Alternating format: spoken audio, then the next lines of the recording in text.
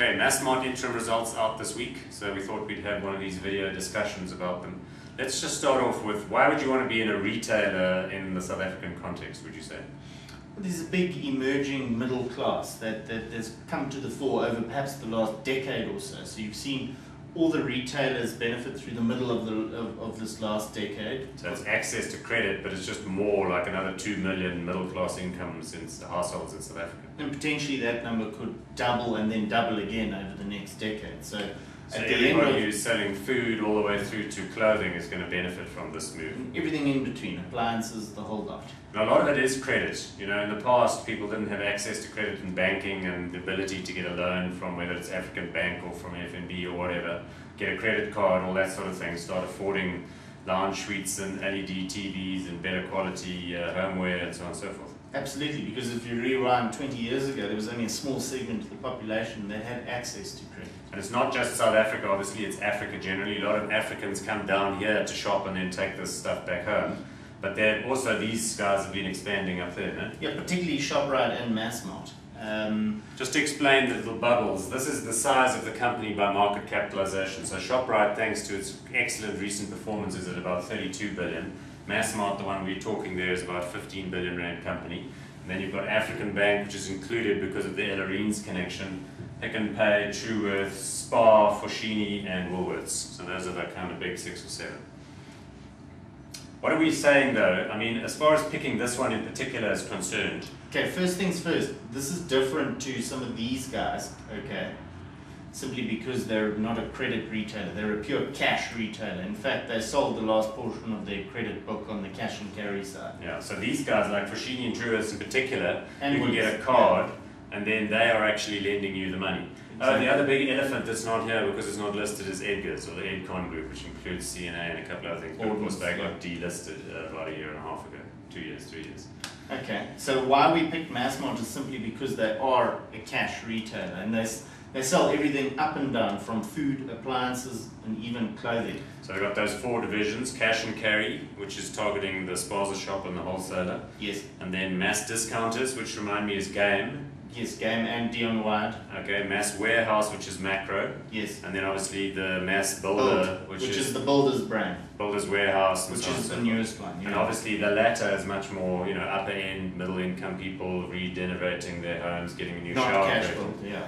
And then the cash and carry, the CBWs in the rural areas are obviously much lower end, bulk dry goods type stuff. So everything, and it's the big box retailer which was quite appealing to us when we picked this one, because this is the way we see the world evolving, pretty much like Walmart changed the way that Americans shop. So big box retailer is a concept, an American concept, which is the cavernous, you know, large warehouse type selling environment where things are discounted and you directly ship from the manufacturer and get the lowest possible price. You can walk in under one roof and get everything you want. Right. So there's some overlap there. We know Macro is big in selling liquor.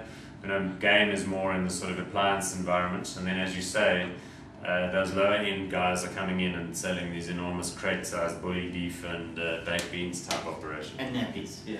And one should mention that the Massmart guys have looked at Best Buy, which is the Dion Wired thing. Yes. And then of course in the US, Home Depot and Lowe's are huge. Yes. And that's obviously where the Builder's Warehouse thing Correct. Which is less than a decade old, you know, and it's quite well entrenched in South African consumers. Just a quick observation about management. Very young CEO, Grant Patterson, replaced the founder. Very young. Yes, it's pretty a pale male board, which, you know, maybe there's a problem going to be arising sometime in the future, but seem to take themselves very, very seriously, are ruthless. You know, we've heard numerous stories just with regards to kind of some of their rental agreements that they're ruthless wherever they do business.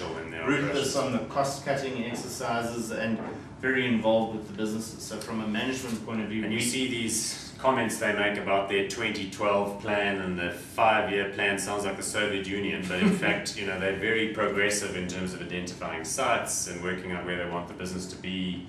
So it looks as though something that will grow in terms of its sales, which is ultimately the engine in terms of earnings. Numbers? Well, look, these numbers were okay-ish. They were about 20% down on earnings, but why the market price went up after the news came out is that they held the dividend, this is the interim dividend, and they also pointed to the fact that notwithstanding the bad first half, they felt that based on trading trends now, they may even be able to make a profit for the full year.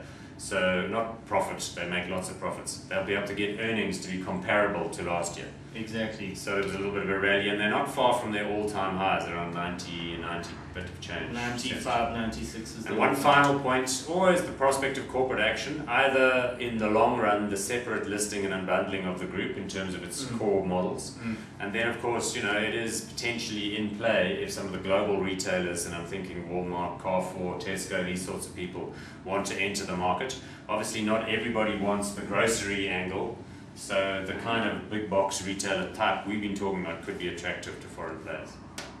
Good, over and out. Over and out.